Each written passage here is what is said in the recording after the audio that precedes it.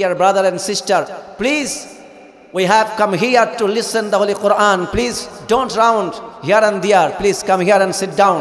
Please listen to me what I say. আমাদের একটাই দাবি, শেখ হাসিনাকে ভারত সরকার লুকিয়ে রেখেছো, তাকে মাঝে মধ্যেই তার ভিডিও ফাঁস করে বাংলার পরিস্থিতিকে নষ্ট করবার জন্য, অস্থিতিশীল বানাবার জন্য ষড়যন্ত্র করছো। তাকে আর লুকিয়ে রেখো না, যদি বাঁচতে চাও আস্তে করে বাংলাদেশে পাঠাও, তার বিচার করে ইনশাল্লাহ বাংলার মানুষ প্রতিশোধ গ্রহণ করবে। জোরে কোন ঠিক কিনা? ভয় করি কাকে?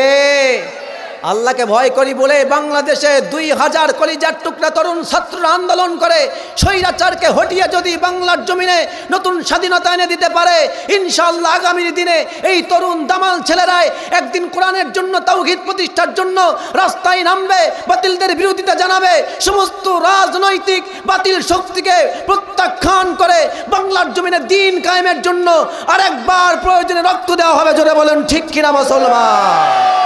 আমার প্রিয় ভাইয়েরা, যুগে যুগে যেই জায়গায় জালেমরা মাথাচাড়া দিয়ে উঠেছে, যুগে যুগে যেই জায়গায় স্বৈরাচাররা মজলুম মানবতার উপর অত্যাচার চালিয়েছে, তাদের শেষ পরিণতি ভালো হয় নাই।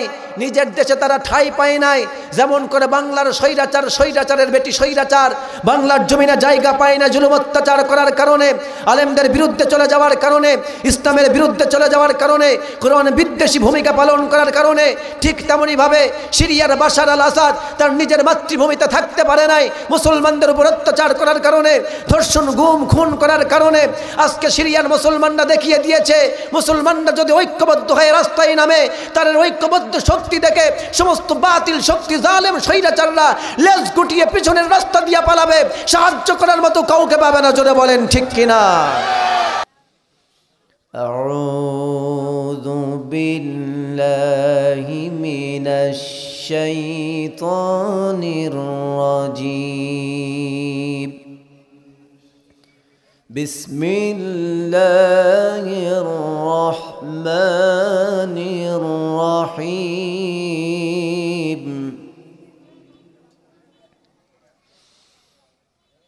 আলিফ লাম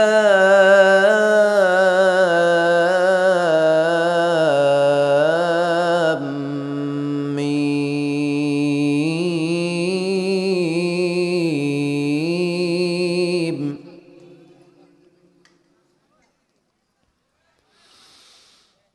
ذلك الكتاب لا ريب فيه هدى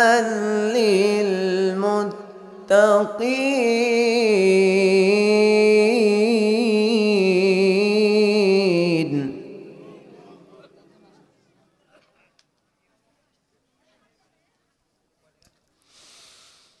الذين يؤمنون بالغيب ويقيمون الصلاة ومما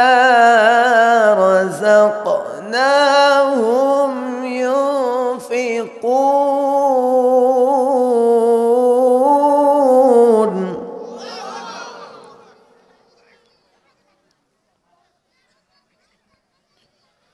ومما رزقناهم ينفقون.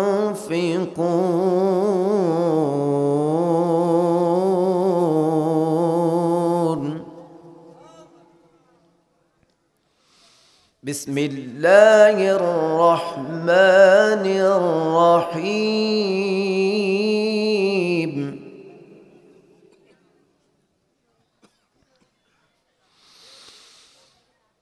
أحسب الناس أن يتركوا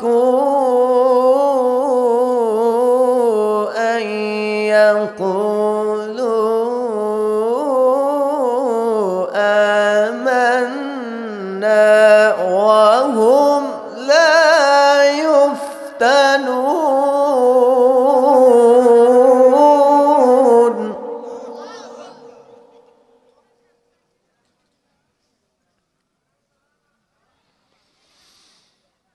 ولقد فتنا الذين من قبلهم فلا يعلمن الله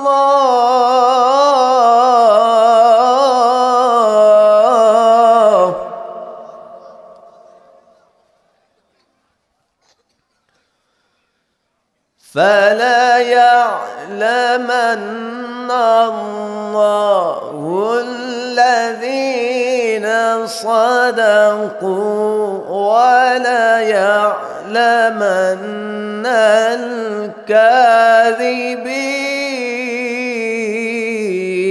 الكاذبين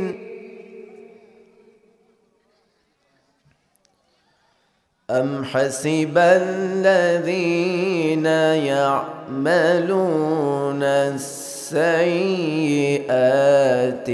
أن يسبقونا ساء ما يحكمون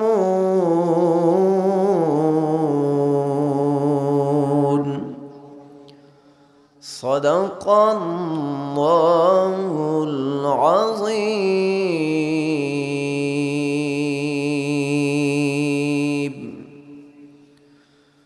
وقال النبي صلى الله عليه وسلم تركت فيكم أمرين لن تضلوا ما تمسكتم بهما كتاب الله وسنة رسوله أو كما قال عليه الصلاة والسلام.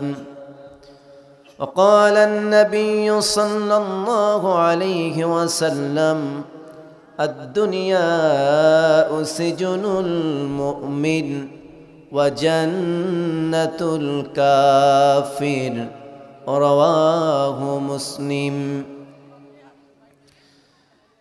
إن الله وملائكته يصلون على النبي يا أيها الذين آمنوا صلوا عليه وسلموا تسليما. সবাই একটু আমার সাথে দুরূদ শরীফ পাঠ করুন মহব্বতের সাথে। আল্লাহুম্মা সাল্লি আলা মুহাম্মাদ ওয়া আলা আলি মুহাম্মাদ। জানেন না সবাই? একটু আমার সাথে একটু তাল মিলিয়ে সুন্দর করে মধুর সুরে পড়ুন। আল্লাহুম্মা সাল্লি আলা মুহাম্মাদ ওয়া আলা আলি মুহাম্মাদ কামা সাল্লাইতা আলা ইব্রাহিম ওয়া আলা আলি ইব্রাহিম ইন্নাকা হামিদুম মাজিদ। اللهم بارك على محمد وعلى آل محمد كما باركت على إبراهيم وعلى آل إبراهيم إنك حميد مجيد। মুমিন তো কখনো মাথা নত করে না, হোক না সে বন্দী কারাগারে। ঠিক কিনা বলুন? একটু আওয়াজ দিতে হবে সুন্দর করে, পারবেন তো ইনশাআল্লাহ? মুমিন তো কখনো মাথা নত করে না,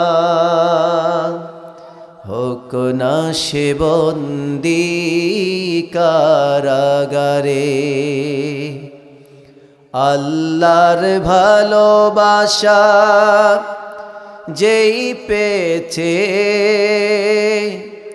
রুখবে তারে বলো কেমন করে, মুমিন তো কখনো মাথা নত করে না, হোক না সে বন্দী কারাগারে। ঠিক কিনা বলুন? আল্লাহ তাআলার কাছে আমরা দোয়া করি বাংলার প্রত্যেকটি তরুণকে, প্রত্যেকটি আবাল বৃদ্ধ বনিতা সবাইকে রব্বুল আলামিন সাহসী, নির্ভীক, মজবুত, ইমানদার হওয়ার তৌফিক দান করুন, বলি আমিন। আলহামদুলিল্লাহ। হিয়ালি বাঁধের মাথা ফুরকানিয়া হাফেজিয়া মাদ্রাসা ও লিল্লা বোর্ডিংয়ের উন্নয়ন কল্পে আয়োজিত আজকের 18তম বার্ষিক তাফসীরুল কোরআন মাহফিল। আজকের মাহফিলের সম্মানিত সভাপতিত্বের আসনকে অলঙ্কৃত করেছেন অত্র এলাকার সর্বজন শ্রদ্ধেয় ব্যক্তিত্ব আলহাজ মোহাম্মদ শফিউল আলম, সভাপতি অত্র মাদ্রাসা। দোয়া করছি আল্লাহ তাআলার কাছে, আতালাল্লাহু উমরা বারাকাল্লাহু ফি হায়াতি, আওয়াজ দিয়ে বলি আমিন।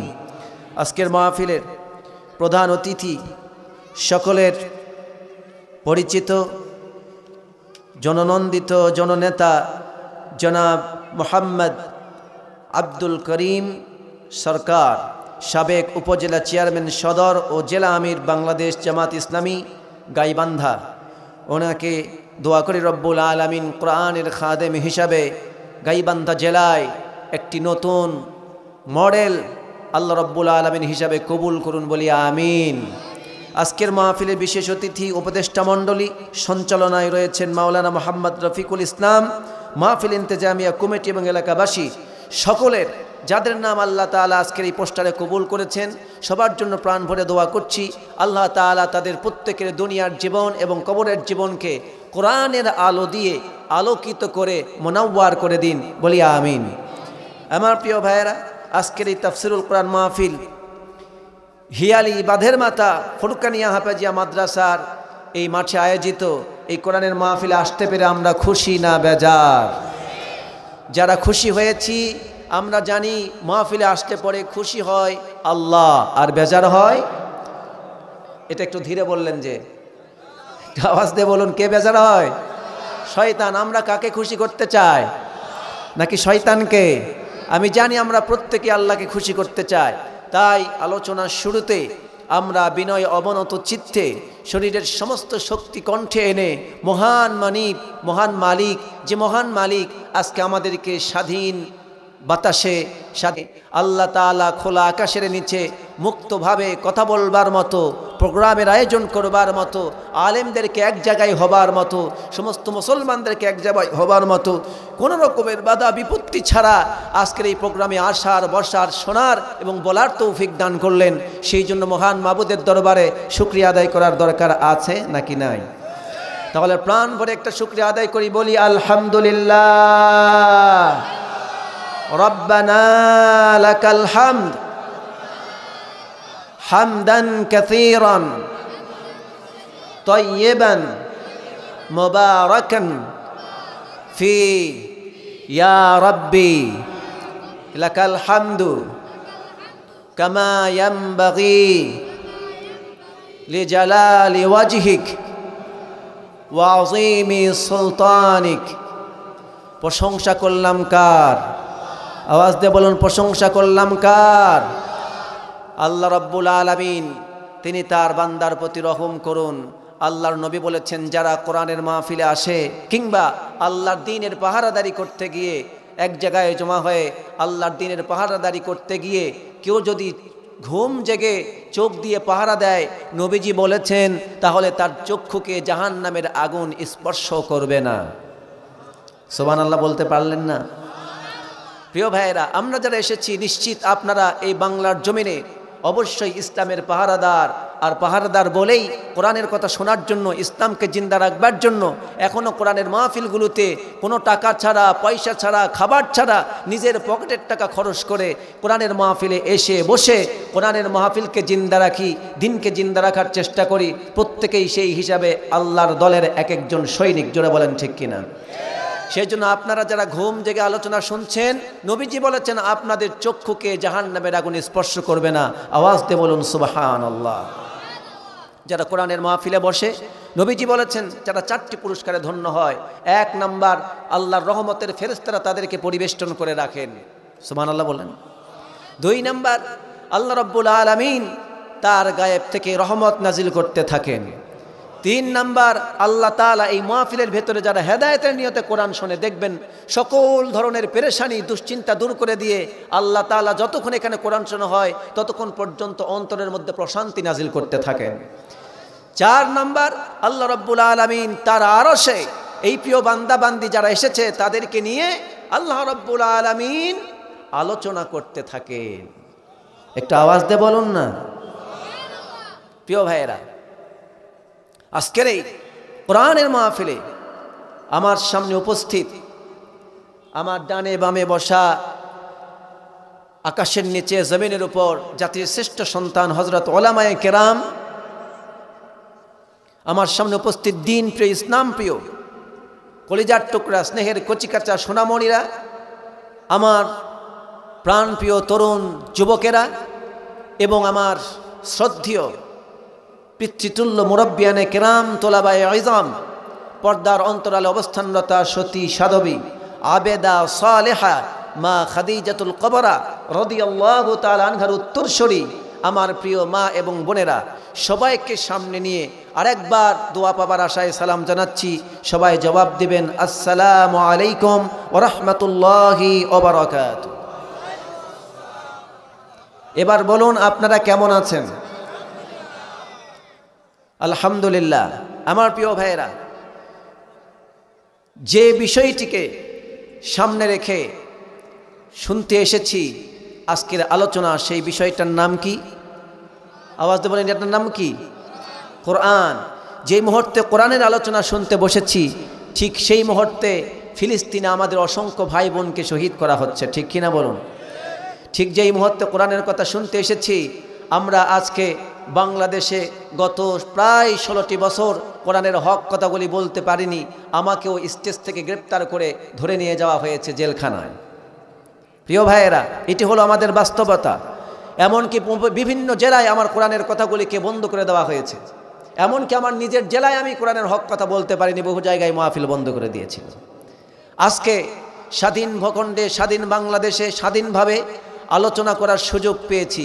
এই জন্য আমরা বিশেষ করে ছাত্র জনতা বাংলার প্রত্যেকটি অঙ্গন থেকে, স্কুল, কলেজ, বিশ্ববিদ্যালয়, মাদ্রাসা, হাফেজিয়া মাদ্রাসা, কওমি মাদ্রাসা, আলিয়া মাদ্রাসা, বিভিন্ন জায়গার সচেতন ছাত্র সমাজ আজকের বাংলার জমিনকে স্বৈরাচার মুক্ত করেছে। এই জন্য তাদের প্রতি আমরা কৃতজ্ঞ। যেই সব ভাইয়েরা, আমার ছাত্র ভাইয়েরা জীবন দিয়েছেন, শহীদ হয়েছেন, আল্লাহ তাআলা তাদেরকে উচ্চ জান্নাতের মাকাম দান করুন, বলি আমিন। আর যারা পঙ্গুত্ব বরণ করেছেন, আহত হয়েছেন, ক্ষতবিক্ষত হয়েছেন, আল্লাহ তাআলা তাদের সুস্থতার জন্য ভালো ব্যবস্থা করে দিন এবং তাদেরকে জাতির বীর সন্তান হিসাবে কবুল করুন। আমার প্রিয় ভাইয়েরা, যে কোরআন শুনতে এসেছি, ঠিক সেই মুহূর্তে বাংলা যেমন দীর্ঘদিন প্রায় 16টা বছর এই স্বৈরাচারের কবলে থেকে বাংলার মানুষ কথা বলতে পারে নাই। যেই স্বৈরাচারের বিরুদ্ধে কথা বলেছে তাকে গুম করে, গ্রেপ্তার করে জেলখানায় দেওয়া হয়েছে অথবা আয়না ঘরে বন্দি করা হয়েছিল। একটু কথা বলুন। 2, এই বাংলার জমিনে আলেম ওলামাদেরকে বিশেষ করে জাতির কাছ থেকে বিচ্ছিন্ন করবার জন্য হাজারো ইসলাম বিদ্বেষী ষড়যন্ত্র চালানো হয়েছে, যেরকম ঠিক কিনা? আলেমদের বিরুদ্ধে, মুসলমানদের বিরুদ্ধে বিভিন্ন ধরনের প্রোপাগান্ডা ছড়িয়ে আলেমদের চরিত্রকে কলঙ্কিত করবার চেষ্টা করা হয়েছে। একটা আওয়াজ দিতে হবে তো। বিশেষ করে বিশ্ববরেণ্য আল্লামা, বিশ্ববরেণ্য নন্দিত মুফাসসির কোরআন আল্লামা দেলওয়ার হোসেন সাইদি সাহেব রহিমাহুল্লাহকে জেলখানায় বন্দি করে, বিস্ফোরক করে, হত্যা করে জাতির মাঝে একটি কলঙ্কজনক অন্ধকার ইতিহাস সৃষ্টি করেছে এই স্বৈরাচার, যেরকম ঠিক কিনা? তবে একটা জিনিস জেনে রাখবেন মুসলমানেরা, যেই জমিনে আল্লাহ রাব্বুল আলামিনের মুজাহিদ বান্দাদের আল্লাহ তাআলার মুমিন বান্দাদের রক্ত ঝরে ইসলামের জন্য, দ্বীনের বিজয়ের জন্য, সেই জমিনকে আল্লাহ রাব্বুল আলামিন অবশ্যই একদিন দ্বীনের জন্য কবুল করবেন। যখন ঠিক কিনা? এই বাংলার জমিনে যেহেতু অসংখ্য আল্লাহ তাআলার মুমিন বান্দাদের রক্ত ঝরেছে, একদিন না একদিন এই বাংলার জমিনে দ্বীন কায়েম হবেই হবেই হবে ইনশাআল্লাহ।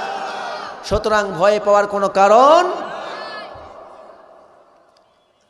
ঠিক অনুরূপভাবে আজকে বাংলা যেমন 5 আগস্টে স্বাধীনতা লাভ করেছে, আপনারা জানেন কয়েকদিন আগে আরেকটা দেশ স্বাধীন হয়েছে পৃথিবীর মানচিত্রে, তার নাম সিরিয়া। ঠিক কিনা বলুন? এই সিরিয়ায় একজন জালেম স্বৈরাচার শাসন করত, তার নাম হলো বাশার আল আসাদ। এই বাশার আল আসাদ তার পরিবারতন্ত্রের মাধ্যমে দীর্ঘ 53 বছর সিরিয়াকে শাসন করেছে। এই বাশার আল আসাদ ছিল রাশিয়া, ইরান এবং হিজবুল্লাহ সমর্থিত শিয়াদের বিভ্রান্ত পথভ্রষ্ট গোমরা শিয়াদের মদতপুষ্ট পুতুল সরকার।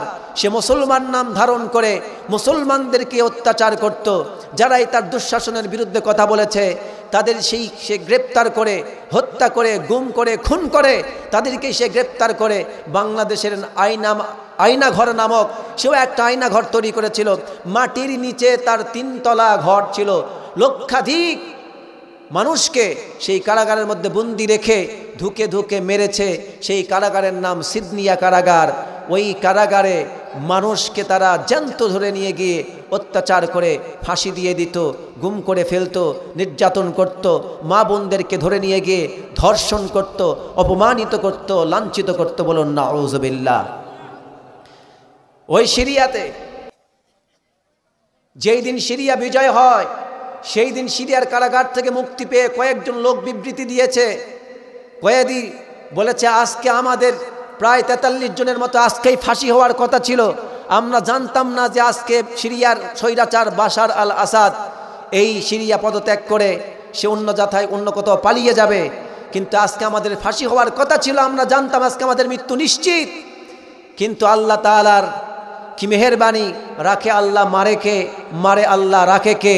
সিরিয়ায় সন্নিপন্থী মুজাহিদপন্থীরা জিহাদ ঘোষণা করে যুদ্ধ করে মাত্র কয়েকদিনের ব্যবধানে সিরিয়াকে মুসলমানরা বিজয় করে ফেলেছে। আওয়াজ দিয়ে বলুন না আলহামদুলিল্লাহ। প্রিয় মুসলমান ভাইয়েরা, ওই সিরিয়ার কারাগারে একজন বোনের ইতিহাস আপনাদেরকে বলছি 1 মিনিটে। ওই সিরিয়ার কারাগারে একজন বোন বন্দী হয়েছিল। সে গত কয়েকদিন আগে মুক্তি পেয়েছে। মুক্তি পাওয়ার পর সে বলেছে, আমার 19 বছর যখন বয়স তখনই আসাদ সরকার আমাকে গ্রেপ্তার করেছে। আজ আমার বয়স 32। আমি 13 বছর পর আজকের এই জেলখানা থেকে, এই কয়েদখানা থেকে মুক্তি পেলাম। কিন্তু এই দীর্ঘ 13 বছর আমাকে বাশার আল আসাদের বাহিনী এবং ইরানের কমান্ডার বাহিনীরা তারা এসে আমার ইজ্জতের ওপর, সম্ভ্রমের ওপরে তারা লাফিয়ে পড়তো, আমাকে ধর্ষণ করত পালাক্রমে। আমি 13 বছরে কয়েকটা সন্তানের মা হয়ে গেছি, কিন্তু আমি জানি না আমার সন্তানের বাবা কারা। আমাকে তারা খুবলে খুবলে খেয়ে আমাকে ধ্বংস করে ফেলেছে। এমন আর্তনাদ আজকের ওই সিরিয়ার সিদনিয়া কারাগার থেকে এসেছে। এরকম অসংখ্য নির্যাতনের কাহিনী সেখানে আছে না নাই? আমার প্রিয় ভাইয়েরা, যুগে যুগে যেই জায়গায় জালেমরা মাথাচাড়া দিয়ে উঠেছে, যুগে যুগে যেই জায়গায় স্বৈরাচাররা মজলুম মানবতার উপর অত্যাচার চালিয়েছে, তাদের শেষ পরিণতি ভালো হয় নাই। নিজের দেশে তারা ঠাঁই পায় নাই। যেমন করে বাংলার স্বৈরাচার, স্বৈরাচারের বেটি স্বৈরাচার বাংলার জমিনে জায়গা পায় না জুলুম অত্যাচার করার কারণে, আলেমদের বিরুদ্ধে চলে যাওয়ার কারণে, ইসলামের বিরুদ্ধে চলে যাওয়ার কারণে, কোরআন বিদ্বেষী ভূমিকা পালন করার কারণে। ঠিক তেমনইভাবে সিরিয়ার বাশার আল আসাদ তার নিজের মাতৃভূমিতে থাকতে পারে নাই। মুসলমানদের উপর অত্যাচার করার কারণে, ধর্ষণ, গুম, খুন করার কারণে আজকে সিরিয়ার মুসলমানরা দেখিয়ে দিয়েছে, মুসলমানরা যদি ঐক্যবদ্ধ হয়ে রাস্তায় নামে, তাদের ঐক্যবদ্ধ শক্তি দেখে সমস্ত বাতিল শক্তি, জালেম স্বৈরাচাররা লেজ গুটিয়ে পিছনের রাস্তা দিয়ে পালাবে। সাহায্য করার মতো কাউকে পাবে না। জোরে বলেন ঠিক কিনা? আমার বাংলার তরুণ যুবকেরা, বাংলা আমরা দেখেছি এই বাংলাদেশ কয়েকবার স্বাধীন হয়েছে। প্রথম স্বাধীন হয়েছে ব্রিটিশ থেকে, দ্বিতীয়বার স্বাধীন হয়েছে ভারত থেকে, তৃতীয়বার স্বাধীন হয়েছে পাকিস্তান থেকে, চতুর্থবার স্বাধীন হলো এই আওয়ামী লীগ স্বৈরাচার হাসিনার স্বৈরতন্ত্র থেকে। জোরে বলেন ঠিক কিনা? বাংলার জমিনে কয়েকবার সরকারের পালাবদল ঘটেছে, কিন্তু আজ পর্যন্ত বাংলার জমিনের শান্তি, নিরাপত্তা, মানুষের জানমালের হেফাজত এখনো বাংলার জমিনের মানুষ দেখতে পারে না। এই জোরে কোন ঠিক কিনা? ও বাংলার প্রিয় তরুণ জনতা, ও বাংলার তাওহীদি জনতা, আমার প্রিয় কলিজার টুকরা যুবক ভাইরা, আবারও তোমাদের রক্ত বড় মূল্যবান, তোমাদের ত্যাগ বড় মূল্যবান, তোমাদের জিহাদ বড় মূল্যবান। তোমাদেরকে আর একটা বার বাংলার জমিনে গর্জে উঠতে হবে, আর একটা বার তোমাদেরকে বাংলার জমিনে ফুসে উঠতে হবে, আর একটা বার তোমাদেরকে বাংলার জমিনে ঐক্যবদ্ধ লড়াই চালিয়ে হবে। সেই লড়াইটা হবে এই জন্য, আমরা জানি বাংলার জমিনে দীর্ঘ 53 বছর সব সরকার দেখেছি, বাংলার জমিনে কোনো শান্তি নিরাপত্তা আমরা দেখতে পাই নাই। প্রত্যেকটি দলের লোকেরা দুর্নীতি, ঘুষ, খুন, হত্যা, রাহাজারির সাথে জড়িত ছিল। জনগণ ঠিক কিনা? এই জন্য বাংলার জমিনে নতুন করে আরেকটাবার আন্দোলন করতে হবে। সেই আন্দোলনের মাধ্যমে বাংলাদেশ থেকে সকল শিরিককে, সকল বিদআতকে, সকল কুসংস্কারকে, সকল দুর্নীতিকে রুখে দিয়ে জনকল্যাণমূলক রাষ্ট্র গঠনের জন্য বাংলার জমিনে একটাবার কোরআনকে পার্লামেন্টে নিয়ে যেতে হবে। সেই কোরআনের জন্য যারা রক্ত দিবেন, জান দিবেন, মাল দিবেন, তারা হবেন শহীদ। এই কোরআনকে প্রতিষ্ঠার জন্য, দিন বিজয়ের জন্য ইসলামী আন্দোলনের পক্ষ থেকে আবার যদি ডাক আসে, আমরা রাস্তায় আরেকবার বাড়ি ছেড়ে রাস্তায় নামবো। যারা পারবেন দুইটা হাত তুলে আল্লাহকে দেখাও মুসলমানেরা। এই হলো আপনাদের অবস্থা। দিন কায়েম হবে কই থেকে? রাসূল সাল্লাল্লাহু আলাইহি ওয়াসাল্লাম ডাক দিলে সাহাবায়ে কেরামদের তাকবীর উঠে যেত। আপনারা তাকবীর দেওয়ার পর্যন্ত, আজ পর্যন্ত তাকবীর দিতে শিখলেন না। তাকবীর দিতে পারবেন কি? একজন মুজাহিদ দেখতে চায়।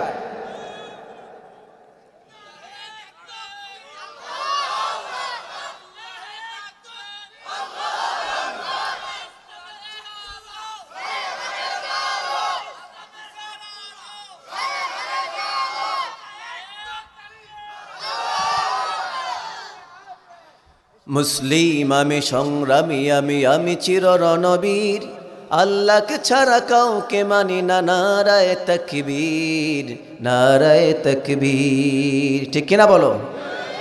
মুসলিম আমি, সংগ্রামী আমি, আমি চির রণবীর, আল্লাহকে ছাড়া কাউকে মানি না। নারায়ে তাকবীর, নারায়ে তাকবীর। বলো আল্লাহু আকবার।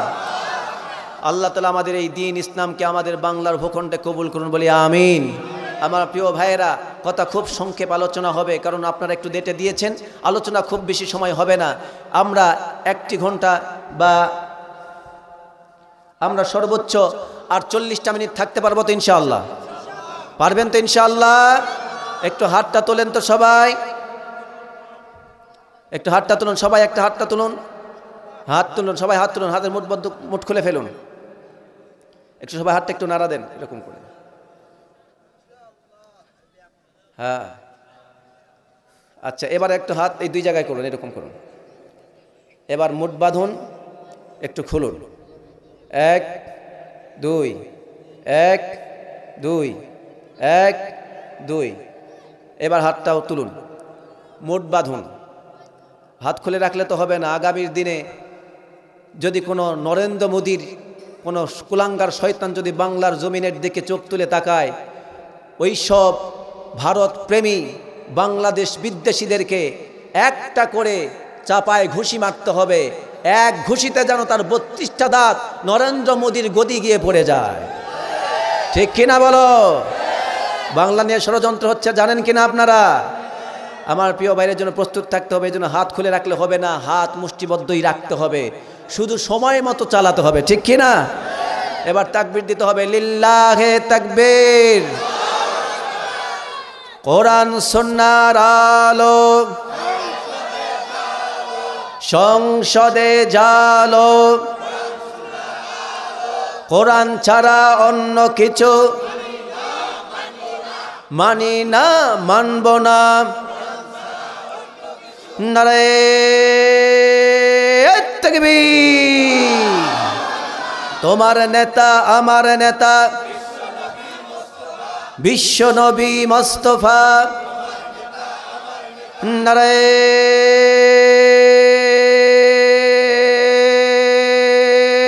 তাকবীর।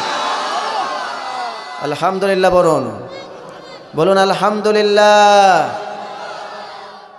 আপনাদের সামনে সূরা বাকারা থেকে 1টি আয়াতে কারিমা, 2টি আয়াতে কারিমা তেলাওয়াত করেছি। এখান থেকে সংক্ষিপ্ত কিছু কথা আরেক জায়গায় সূরা আনকাবুত থেকে তেলাওয়াত করেছি। আমি জানি এই সংক্ষিপ্ত সময়ে কিছু আমি কথা কোনোটাই শেষ করতে পারবো না, আর আমার অভ্যাস আমি 12টার পরে কথা তেমন বলি না। তাই আপনাদেরকে সংক্ষিপ্ত আকারে আজকে কোরআনের থেকে কিছু কথা তাফসীর ভিত্তিক শোনাবো বলি রাজি আছেন তো ইনশাআল্লাহ? তাহলে 12টার আগে কারা কারা যাবেন হাত তুলেন তো। আমি এই মাহফিলের মধ্যে বিশেষ করে দেখতে পাচ্ছি আমার মোস্তফা ভাই, মাওলানা মোস্তফা ভাই, আপনি একটু এখানে আসবেন। আমার আলামিন ভাই, আপনারা একটু এখানে আসেন, আপনি স্টেজে আসেন একটু, আপনাদের মতো যুবকদের দরকার আছে। মোস্তফা ভাই আসুন। আমার প্রিয় ভাইরা, আলেমদেরকে সম্মান দিয়েছেন কে? সুতরাং আল্লাহ তাআলা আপনাদের মাঝে আরও অনেকে আছে, আমি সবাইকে চিনি না, যারা আছেন যেখানে প্রত্যেককে আল্লাহর পক্ষ থেকে আরও তাদের মর্যাদা বাড়িয়ে দেন, বলেন আমিন। আসুন কোরআন থেকে আর কথা না বাড়িয়ে কোরআন থেকে আলোচনা শুরু করি। তাহলে এবার আমরা আরেকটা বার ওয়াদাবদ্ধ হব, 12টার আগে কারা কারা যাব?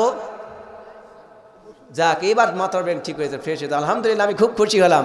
তাহলে এবার বলুন 12টার আগে কারা কারা যাবেন না, হাত তোলেন তো। এবার বুঝতে পারেন, ভাবছি তো 12টার আগে যাতে বলি নাকি আবার। এবার বলছি 12টার আগে আমরা কেউ যাব না, পারবো না ইনশাআল্লাহ? আমাকে কষ্ট দিবেন ইনশাআল্লাহ? বলি ইনশাআল্লাহ। আসুন আমার সঙ্গে পড়ুন। প্রিয় ভাইয়েরা, তাফসীর শোনার নিয়ম হলো একটু আপনাকে ভিতরে যেতে হবে। বাস্তবতা বুঝতে গেলে শুরুতেই সব বুঝবেন না, অন্তত 10টা মিনিট 15 মিনিট সময় দিতে পারবেন তো ইনশাআল্লাহ? জি, আমি বাস্তবতার আলোকেই কোরআন থেকে হক আদায় করে কথা বলবার চেষ্টা করব, যদিও সময় খুবই কম। আমি জানি আপনাদের মাঝে সব কথা বলতে পারবো না। My dear brother and sister, please, we have come here to listen the Holy Quran. Please don't round here and there. Please come here and sit down. আমি আপনাদের প্রত্যেককে অনুরোধ করছি, কোথায় আপনারা ঘোরাফেরা করবেন না। Please listen to me what I say. আপনারা কি মনে করেন হুজুররা কিছুই পারে না?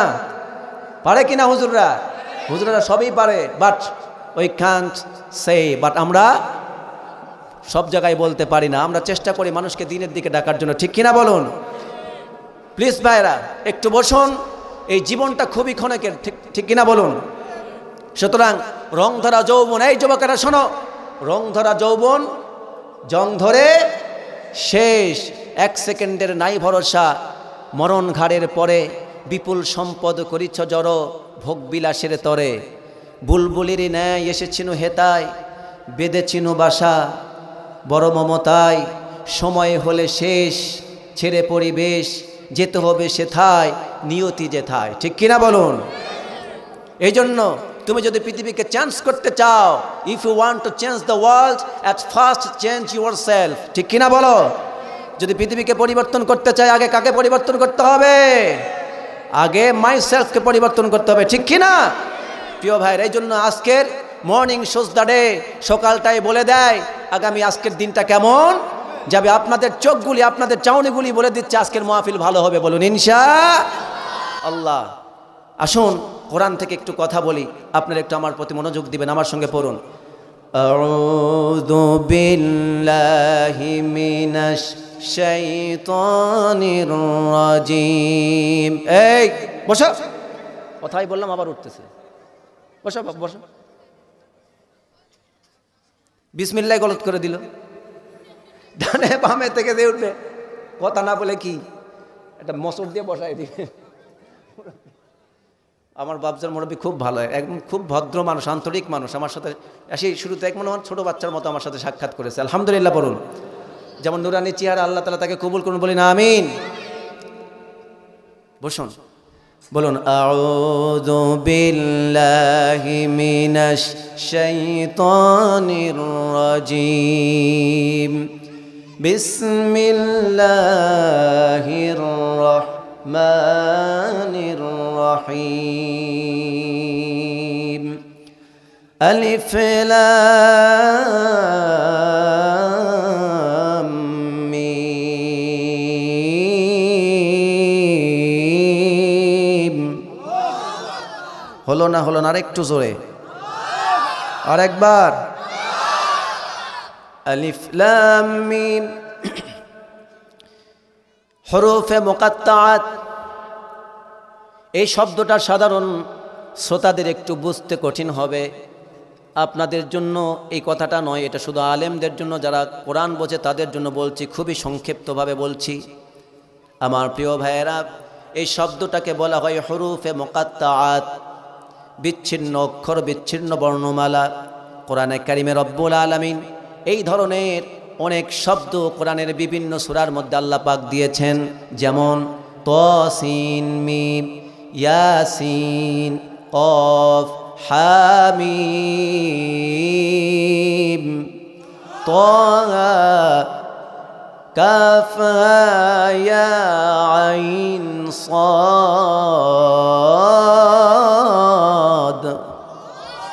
আল্লাহ পাক কোরআনে কারিমে এরকম বিভিন্ন জায়গায় বিচ্ছিন্ন এরকম শব্দ দিয়েছেন, এগুলোকেই বলে হুরুফে মুকাত্তাআত। এর অর্থ সম্পর্কে মুফাসসিরিনে কেরাম বলেছেন, আল্লাহু আ'লামু বিমুরাদিহি বিহ, এর অর্থ একমাত্র আল্লাহ ভালো জানেন, এর অর্থ আমরা কেউ জানি না। হাদা সিররুম বাইনাল্লাহি ওয়া বাইনা রাসূলিহি, এটা হলো আল্লাহ তার রাসূলের মাঝে গোপন রহস্য। তবে এর অর্থ আমরা জানি না, তাই বলে কি এর কোনো অর্থ নেই? অবশ্যই আছে। সে অর্থ কি, তার উদ্দেশ্য কি, আমরা কেউ জানি না। তবে এর অর্থ আসে যেটা সবচাইতে বেশি ভালো জানেন তিনি কে। কিন্তু কোরআনের কোনো কথাই নিরর্থক নয়। এই জন্য মুফাসসিরিনে কেরাম বলেছেন, ফি'লুল হাকিম লা ইয়াখলু আনিল হিকমা। আল্লাহ তাআলা মহাজ্ঞানী, মহাবিজ্ঞানী। আর মহাবিজ্ঞানীর কোনো কথা হিকমত থেকে খালি নিরর্থক হতে পারে না। কারণ মহাজ্ঞানী কখনোই মূর্খ সুলভ কথা বলবেন না, তার প্রত্যেকটি কথার মধ্যে হিকমত আছে না নাই। এই কেন দিলেন তিনি? এখন এর অর্থ বুঝি আর না বুঝি, এর প্রথম উদ্দেশ্য হলো মক্কার কাফের মুশরিকদেরকে কোরআন দিয়ে চ্যালেঞ্জ করা। ও মক্কার কাফেরেরা, তোমাদের কাছে মুহাম্মদ সাল্লাল্লাহু আলাইহি ওয়াসাল্লাম যখন কোরআনের দাওয়াত পেশ করত, কালেমার দাওয়াত পেশ করত, কোরআন যখন তেলাওয়াত করে করে শোনাতো, তোমরা তখন মুহাম্মদ আমার নবীকে তোমরা বলতে, মুহাম্মদ তোমার মতো কোরআন আমরাও বানাইতে পারি। তুমি তো কোরআন বলতেছো আল্লাহর কালাম না, এটা বরং তুমি নিজের থেকে বানিয়ে বানিয়ে বলতেছো। অতএব তোমার মতো কোরআন আমরাও রচনা করতে পারবো। আল্লাহ রাব্বুল আলামিন তখন চ্যালেঞ্জ করে জানালেন মক্কার কাফের মুশরিকদেরকে, নবী মুহাম্মদ আপনি তাদেরকে জানিয়ে দিন যারা বলে কোরআন আমরা নিজেরাই রচনা করতে পারি, আপনি তাদেরকে জানিয়ে দিয়ে বলুন আমি আল্লাহ রাব্বুল আলামিন আরবি 29টা হরফ দিয়ে কোরআন রচনা করেছি, কোরআন নাজিল করেছি। প্রত্যেকটি আয়াত, প্রত্যেকটি ভার্স, প্রত্যেকটি লেটার, প্রত্যেকটি ওয়ার্ড আমি রব্বুল আলামিন কোরআনের মধ্যে 29টা হরফ দিয়েই তো নাজিল করেছি। তাদের কাছে আপনি একটু চ্যালেঞ্জ করে দিন, ওরা তো আরবি দিয়ে কথা বলে, ওরাও তো জানে আলিফ, বা, তা, সা, জিম, হা, খ, দাল, জাল, র, ঝা, সিন, শিন, সাদ, দাদ, ত, জ, আইন, গাইন, ফা, কফ, কাফ, লাম, মিম, নুন, ওয়াও, হা, হামজা, ইয়া, ইয়া। জানে কিনা? ওরা তো আরবি দিয়ে কথা বলে। আরবের ভূমিতেই কোরআন নাজিল হয়েছে, আরবের লোকেরা ছিল আরবি ভাষী। আল্লাহ রাব্বুল আলামিন বললেন আলিফ লাম মিম, এই শব্দটার মধ্যে 3টা হরফ আছে, একটা আলিফ, একটা লাম, একটা মিম। আল্লাহ পাক বোঝালেন এরকমভাবে 29টা হরফ তো তোমাদের কাছেও আছে। তোমরা যদি পারো আমি আল্লাহকে বাদ দিয়ে সবাই মিলে চেষ্টা করো, দেখো তো আমার কোরআনের মতো একটা কোরআন রচনা করতে পারো কিনা।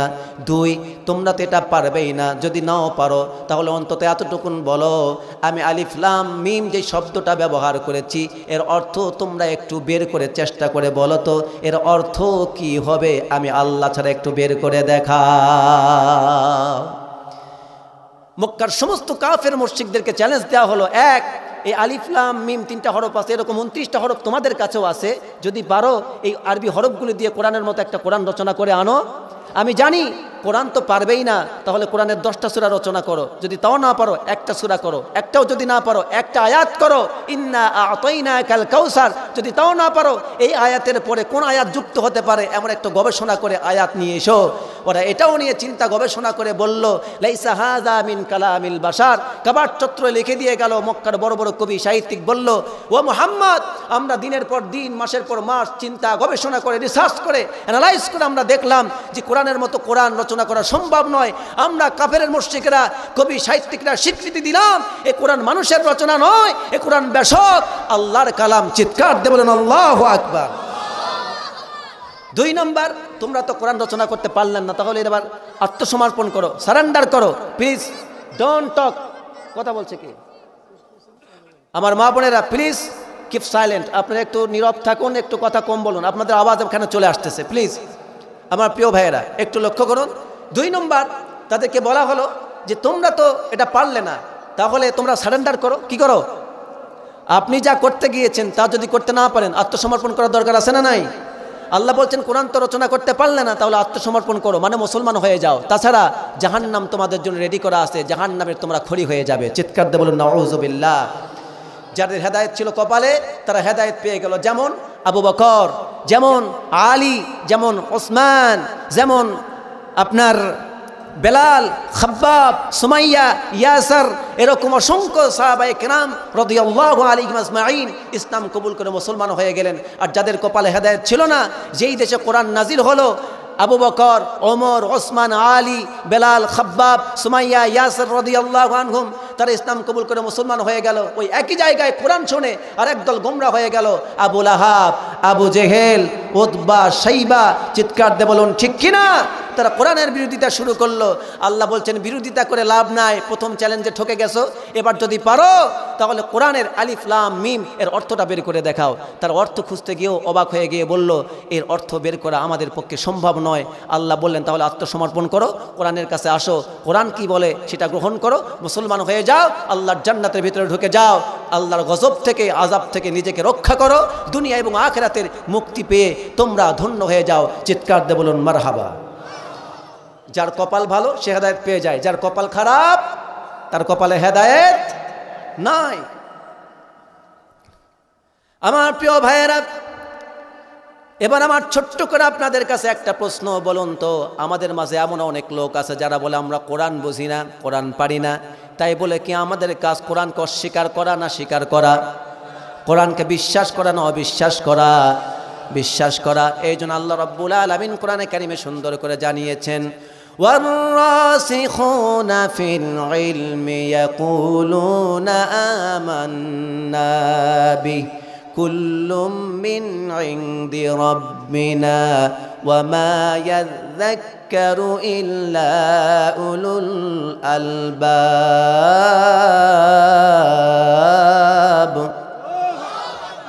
আল্লাহ রাব্বুল আলামিন বলেন যারা হেদায়েত পাবে, যারা চিন্তাশীল, যারা গভীর জ্ঞানের অধিকারী, জ্ঞানে পরিপক্ক, যারা কোরআন নিয়ে চিন্তা গবেষণা করে, যারা আল্লাহকে নিয়ে চিন্তা গবেষণা করে, আল্লাহকে বোঝার চেষ্টা করে, কোরআনকে বোঝার চেষ্টা করে, জ্ঞানে যদি তারা পরিপক্ক হয়, ওরা যদি চিন্তাশীল হয়, এরকম জ্ঞানে পরিপক্ক লোকেরা তারা বলে নিশ্চয়ই কোরআনের প্রত্যেকটি ওয়ার্ড, প্রত্যেকটি লেটার, প্রত্যেকটি verse of course sent down from Allah, এগুলি আল্লাহর পক্ষ থেকে নাজিল হয়েছে।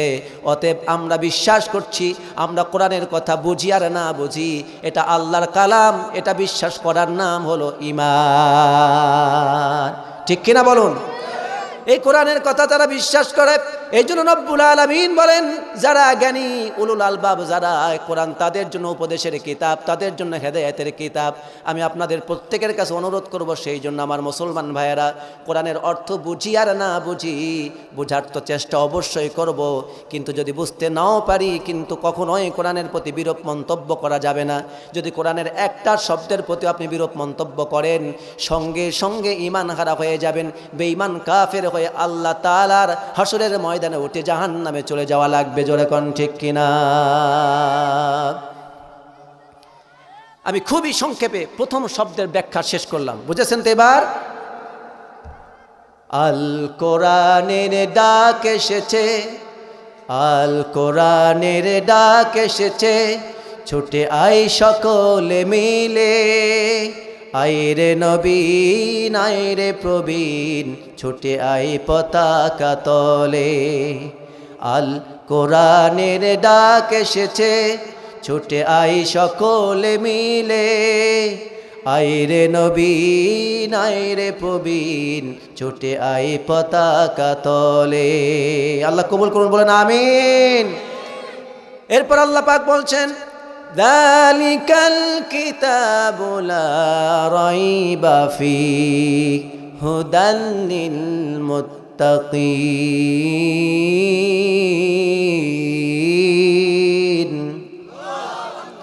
আল্লাহ রাব্বুল আলামিন বলেন যালিকাল কিতাব, আমি সংক্ষিপ্ত শব্দ আকারে ব্যাখ্যায় চলে যাব। জালিকাল কিতাব, আল্লাহ পাক বলছেন এটা এমন একটা কিতাব, কমপ্লিট কিতাব, মাকামে নিজামে মুকাম্মাল হায়া, কমপ্লিট কোড অফ লাইফ। এই কিতাব পূর্ণাঙ্গ কোরআন, এর মধ্যে কোনো রকমের অপূর্ণাঙ্গতা নাই। এই কোরআন একটা কমপ্লিট পরিপূর্ণ কিতাব। চিৎকার দিয়ে বলুন সুবহানাল্লাহ। কেমন পরিপূর্ণ কিতাব, এবার একটু মনোযোগ দিন আমার প্রিয় ভাইয়েরা। এই পৃথিবীতে মানুষ যত তার জ্ঞান বুদ্ধি চিন্তা চেতনা দিয়ে অনেক বই পুস্তক বাংলার জমিন সহ গোটা বিশ্বের মাঝে মানুষ লিখেছে। কেউ অর্থনীতির বই লিখেছে, সমাজনীতির বই লিখেছে, রাষ্ট্রবিজ্ঞানের বই লিখেছে, ফিজিক্সের বই লিখেছে, কেমিস্ট্রির বই লিখেছে, কাব্যের বই লিখেছে, পদ্যের বই লিখেছে, প্রবন্ধের বই লিখেছে। অনেক রচনা সামগ্রী আমরা পড়ি, জোরে বলেন ঠিক কিনা? একটু বোঝার চেষ্টা করুন। তাফসীর শুনতে এসেছেন, আমার বিশ্বাস এখানে যারা অবশ্যই এডুকেটেড পারসন আছেন, যারা অফকোর্স কোরআন আপনাকে অবশ্যই কিছু না কিছু জ্ঞান দেবে। আর যাদের মাঝে আল্লাহ তাআলা হেদায়েত নসিব রেখেছেন, আজকের এই কোরআন থেকে তারা হেদায়েত নিয়ে যাব বলি ইনশাআল্লাহ। রাব্বুল আলামিন কেমন কমপ্লিট কিতাব আমাদেরকে দিলেন আমার প্রিয় ভাইয়েরা। আল কোরআন কমপ্লিট কোড অফ লাইফ। এই কোরআন এমন একটি কিতাব, কমপ্লিট কিতাব।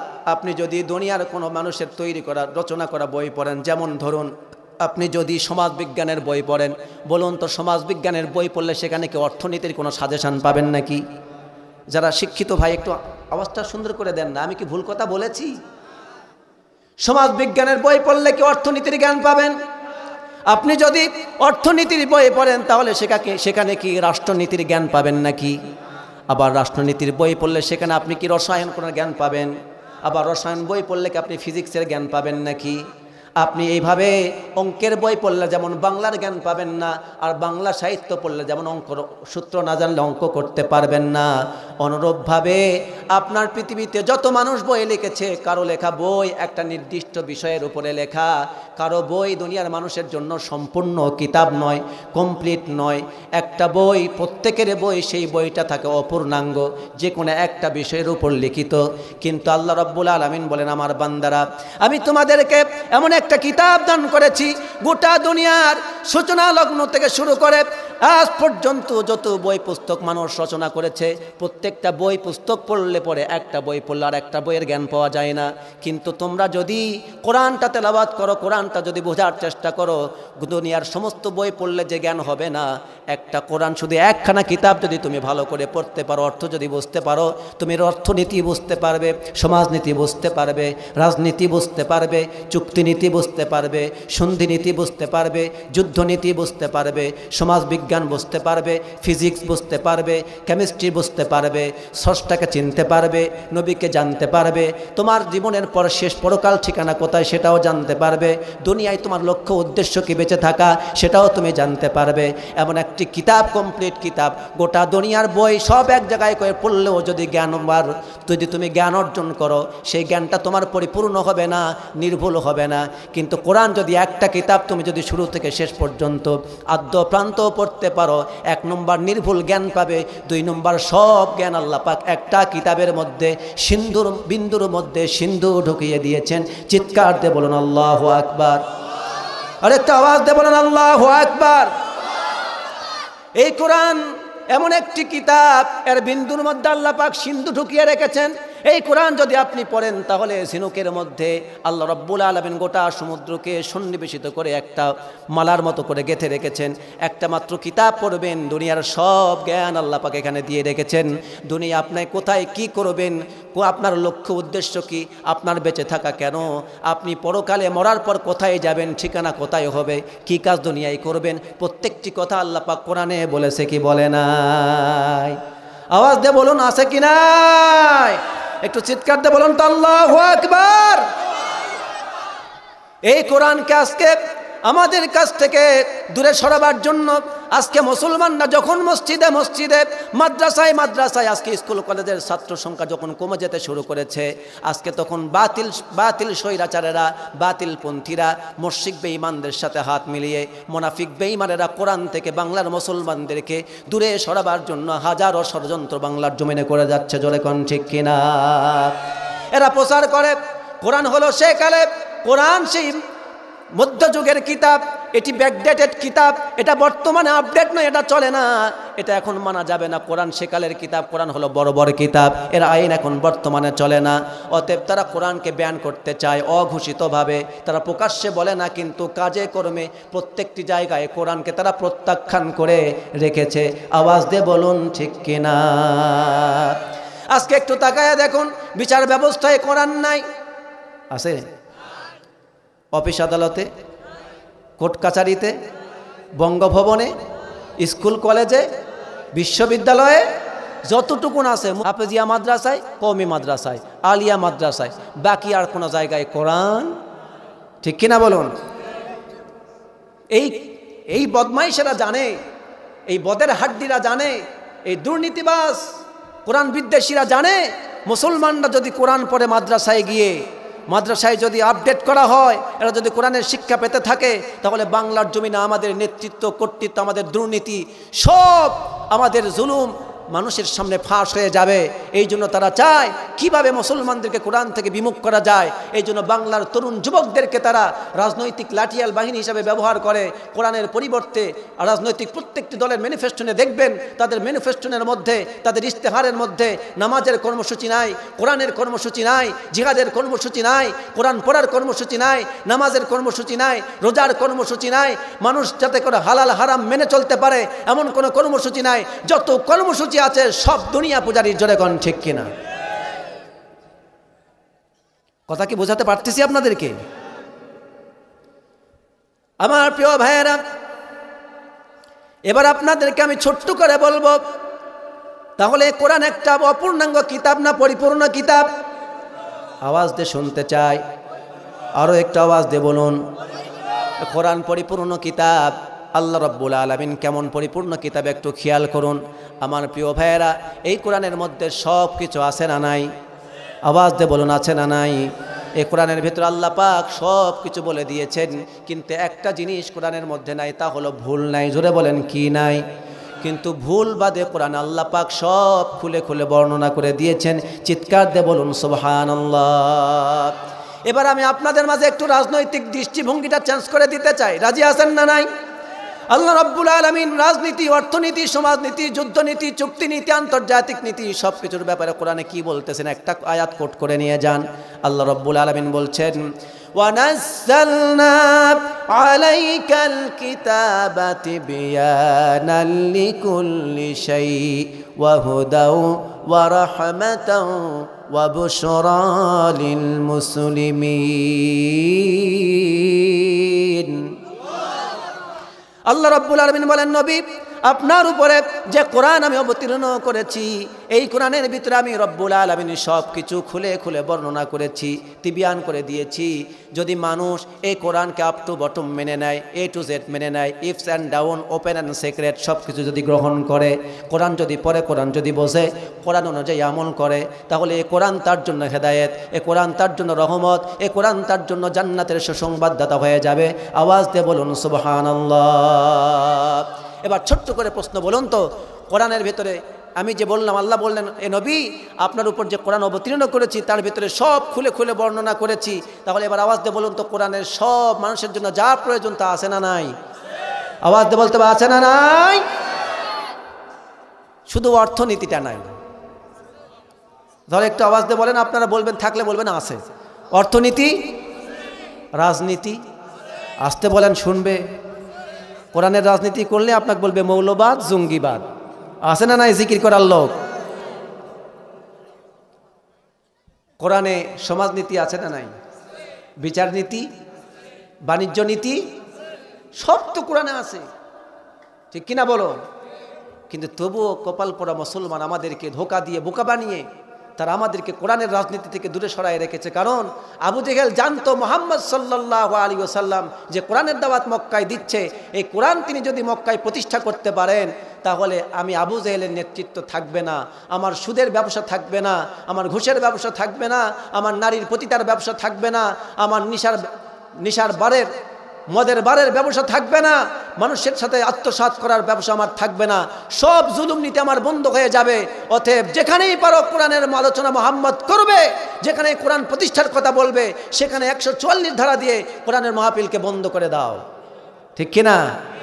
সেই সময় কি করতে আবু জেহেল? সেই সময় আবু জেহেলের ছত্রছায়ায়, আবু জেহেলের অনুমতি পেয়ে নজর বিন হারেস পারস্য থেকে, রোম থেকে, বিভিন্ন জায়গা থেকে তারা গান, বাদ্যযন্ত্র এবং নায়ক নায়িকা, গায়ক গায়িকা এনে কোরআনের বিপরীতে তারা এগুলি নাচ গান করত, আর কোরআন থেকে শ্রোতাদেরকে দূরে রেখে নাচ গানের প্রতি আসক্ত করত, সিনেমার প্রতি আসক্ত করত, তাদেরকে নায়ক নায়িকার প্রতি আসক্তি করত, এইভাবে তাদেরকে কোরআন থেকে দূরে রাখার ষড়যন্ত্র করত। ঠিক বর্তমান জামানাতেও আপনি দেখতে পাবেন, ইউটিউব খুলুন, ইন্টারনেট চালু করুন, মোবাইল ওপেন করুন, টিভি চালু করুন, সব জায়গায় নর্তকীদের নাচ গান, অ্যাডভার্টাইজ, খবর, সিনেমা, নাটক, সিরিয়াল প্রত্যেকটি জায়গায় আছে নাকি নাই? আপনারা কি বুঝতেছেন এইভাবে আমাদেরকে কোরআন থেকে দূরে রাখতেছে? আজকে আপনি দেখুন, মুসলমানদের ঘরে কোরআন পড়ার সময় নাই, কিন্তু 2 ঘন্টা 3 ঘন্টা 4 ঘন্টা ফেসবুক, ইউটিউব, ইন্টারনেটে, টিভির সামনে বসে বসে সময় কাটাচ্ছে, কোরআন পড়ার সময়। আমার প্রিয় ভাইয়েরা, এবার আপনারাই জবাব দিলেন, কোরআনের ভিতরে রাজনীতি আছে, অর্থনীতি আছে, সমাজনীতি আছে, চুক্তিনীতি আছে, যুদ্ধনীতি আছে, সন্ধিনীতি আছে, কূটনীতি আছে, রাষ্ট্রনীতি আছে, সব কিছু কোরআনের ভিতরে যদি থাকে, এবার বলুন তো প্রত্যেকটি মুসলমানের জন্য কোরআনের রাজনীতি করা হালাল না হারাম? আওয়াজ দিয়ে শুনতে চাই। কোরআনের রাজনীতি করা ফরজ না নফল? কোরআনের অর্থনীতি মানা ফরজ না নফল? কোরআনের যুদ্ধনীতি মানা ফরজ না নফল? কোরআনের আন্তর্জাতিক নীতি মানা ফরজ না নফল?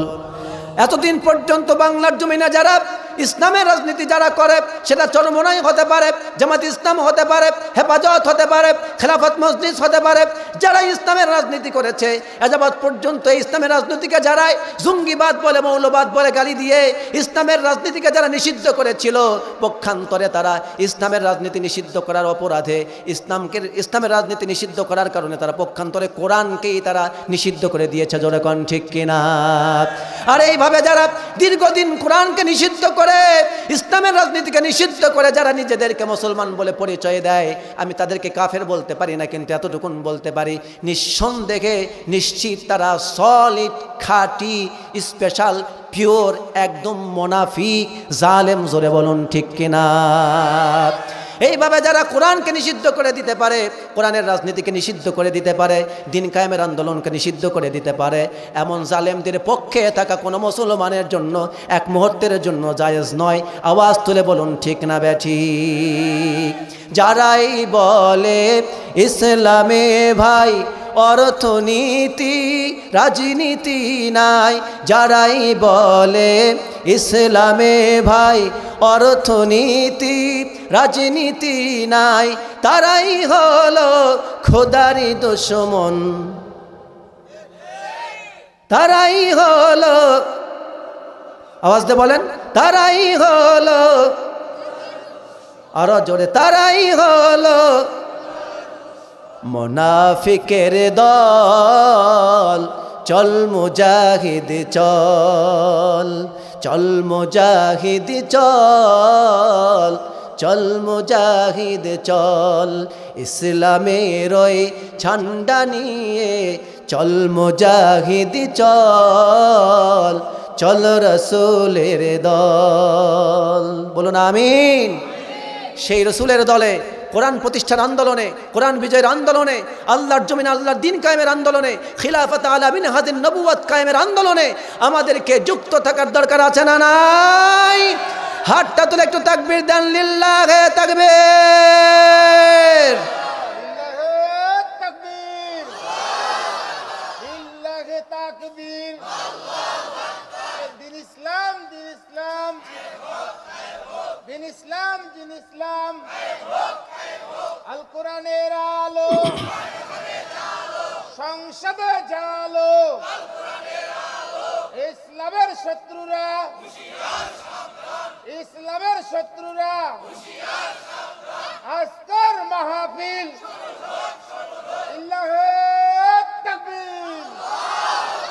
আমাদের ভয় আছে, ভয় করি কাকে?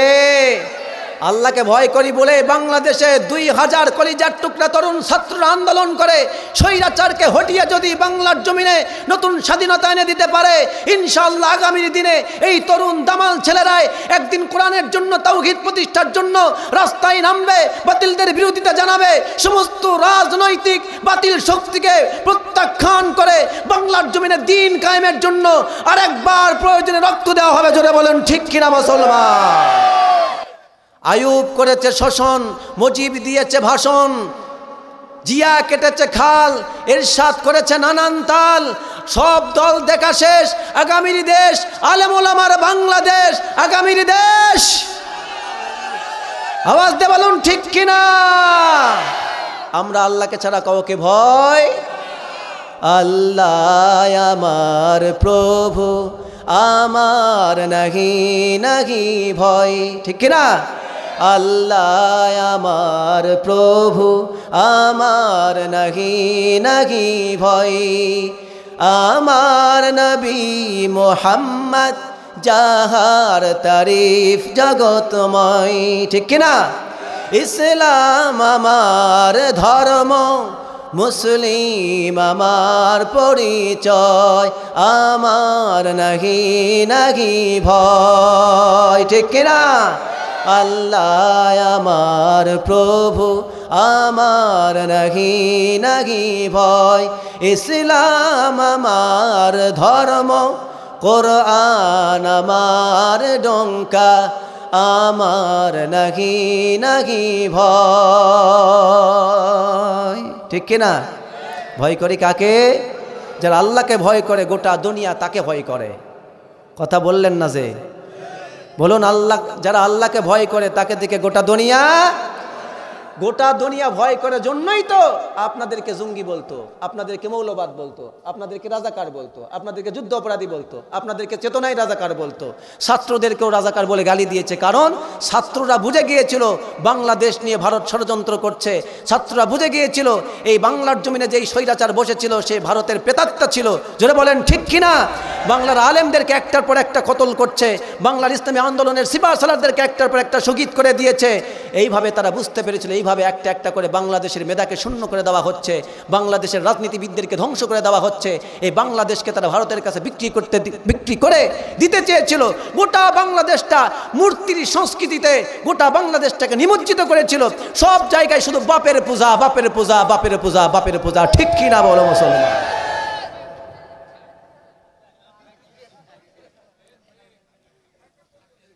কি কথা ঠিক আছে? আমার প্রিয় ভাইয়েরা, একবার বাংলাদেশের অবস্থা ওই রকম। একবার রাস্তা দিয়ে দুইটা চোর গরু চুরি করে নিয়ে যাচ্ছে। তো পাশে দিয়ে আরেকজন ভাই যাচ্ছে, যাওয়ার পর জিজ্ঞেস করছে, ভাই গরুটা কত দিয়ে কিনলেন? তো বলছে, ভাই যে গরু কিনছে সে নাই। কি বলতেছে? আসলে কি মিথ্যা বলতেছে? যার বাড়ি থেকে গরু যে চুরি করেছে, গরুওয়ালা তো নাই, যে চুরি করে নিয়ে যাচ্ছে সে তো সত্যই বলছে আসলে যে গরু কিনছে সে। তো বাংলাদেশে আমরা যখন বাংলার ব্যাপারে প্রশ্ন করতাম, সব সময় বলতো বাংলাদেশ স্বাধীন করেছে, বাংলাদেশের এই একমাত্র স্বাধীনতার ঘোষক, বাংলাদেশের একমাত্র জাতির পিতা শেখ মুজিব ছাড়া আর কেউ না। আসলেই কেউ নয় তো, সে ঠিকই বলছে। বাংলাদেশের জন্য জীবন দিয়েছে, রক্ত দিয়েছে এই বাংলার হাজারো লাখো তৌহিদি জনতা। জোরে কোন ঠিক কিনা? বাংলার মুসলমানেরা, আলেমেরা, তরুণেরা, ছাত্র সমাজেরা, হিন্দু, বৌদ্ধ, খ্রিস্টান যারাই দেশপ্রেমিক ছিল তারাই বাংলার জমিনে তারাই রক্ত দিয়েছে, তারাই স্বাধীন করেছে, মা বোনরা ইজ্জত দিয়েছে। কিন্তু সেই স্বাধীনতার একমাত্র স্বাদ তারা ভোগ করতে গিয়ে তার বাপের পূজা করে করে বাংলাদেশটাকে কোটি কোটি টাকা থেকে বাংলাদেশের অর্থনীতিকে মাটির সাথে মিশিয়ে দিয়েছে। জোরে কোন ঠিক কিনা? এক একটা মূর্তি নির্মাণ করতে কোটি কোটি টাকা নষ্ট করেছে। এর প্রত্যেকটি টাকার কড়াই গন্ডাই জবাব বাংলার প্রত্যেকটি মেহনতি খেটে খাওয়া শ্রমিকদেরকে দিতে হবে। জোরে বলেন ঠিক কিনা? বাংলার ব্যাংক থেকে, রিজার্ভ থেকে চুরি করে নিয়ে টাকা বিদেশের সুইস ব্যাংকে রেখেছো, বিদেশের সেকেন্ড হোম বানিয়েছো, তার জবাব বাংলার জমিনে মানুষকে দিতে হবে। জোরে কোন ঠিক কিনা? এই বাংলার জমিনে পিলখানার যত মানুষকে হত্যা করেছো, যতগুলো সেনাকে হত্যা করেছো, বিডিআরকে হত্যা করেছো, শাপলা চত্র যত মানুষকে হত্যা করেছো, দীর্ঘ 16 বছরে যত আন্দোলনের নেতা এবং কর্মীদেরকে হত্যা করেছো, তার প্রত্যেকটির বিনিময়ে তোমার বাংলার জমিনে বিচার হবে। জোরে কোন ঠিক কিনা? মাঝে মাঝে সীমান্তের ওপার থেকে বলে টুপুস করে ঢুকে যেতে চায়। আমরা বলছি টুপুস করে না ম্যাডাম, আপনি প্রকাশ্যেই আসেন, টুপুস করে আসেন, আপনাকে টুপুস করে ধরেই আমরা ইনশাআল্লাহ টুপুস করে খাঁচার মধ্যে ঢুকাই দেব, ঠিক কিনা বলুন? আপনাকে 1000 বার যদি 1 লক্ষ বার ফাঁসি দেওয়া হয় তবুও বাংলার জমিনের মানুষের রক্তের প্রতিশোধ মিটবে না। আওয়াজ দিয়ে বলে মুসলমান ঠিক না বে ঠিক? স্বৈরাচারের পক্ষে, জালেমের পক্ষে থাকা কোনো মুসলমানের কাজ না। কারণ নবীজি বলেছেন মান মাশা মা যালিমিন লিউকাউফিয়াহু ওয়া হুয়া ইয়ালামু আন্নাহু যালিমুন ফাকাদ খারাজা মিনাল ইসলাম। নবীজি বলেছেন তুমি যখন জালেমকে জালেম বলে জেনেছো, আসলেই সে জালেম, আসলেই সে স্বৈরাচার, আসলেই সে মুনাফিক বেঈমান, তুমি তাকে জানার পরেও তার হাতকে মজবুত করার জন্য যদি তার কাছে হাঁটো, তার পক্ষে থাকো, মিছিল করো, মিটিং করো, স্লোগান দাও, ভোট দাও, সমর্থন দাও, তাহলে জেনে রাখো যারা আলেম আছেন তারা আরবি কামার অনুযায়ী বুঝেছেন ফাকাদ খারাজা মিনাল ইসলাম, সে ইসলাম থেকে বের হয়ে গেল, ঠিক কিনা বলুন? আমার প্রিয় ভাইরা এবার বলুন তো আমরা কি ইসলাম থেকে বের হতে চাই? জালেম হতে চাই? মুনাফিক হতে চাই? তাহলে আমাদের একটাই দাবি, শেখ হাসিনাকে ভারত সরকার লুকিয়ে রেখেছ, তাকে মাঝে মধ্যেই তার ভিডিও ফাঁস করে বাংলার পরিস্থিতিকে নষ্ট করবার জন্য, অস্থিতিশীল বানাবার জন্য ষড়যন্ত্র করছো। তাকে আর লুকিয়ে রেখো না, যদি বাঁচতে চাও আস্তে করে বাংলাদেশে পাঠাও, তার বিচার করে ইনশাল্লাহ বাংলার মানুষ প্রতিশোধ গ্রহণ করবে, জোরে কোন ঠিক কিনা? কষ্ট হচ্ছে আপনাদের? তাহলে এবার বলুন তো কোরআনে সব আছে না নাই? রাজনীতি আছে না নাই? অর্থনীতি আছে না নাই? তারা এতদিন এই জালেম স্বৈরাচার এতদিন বলতো কোরআনের রাজনীতি, তাহলে কোরআনের রাজনীতি আছে না?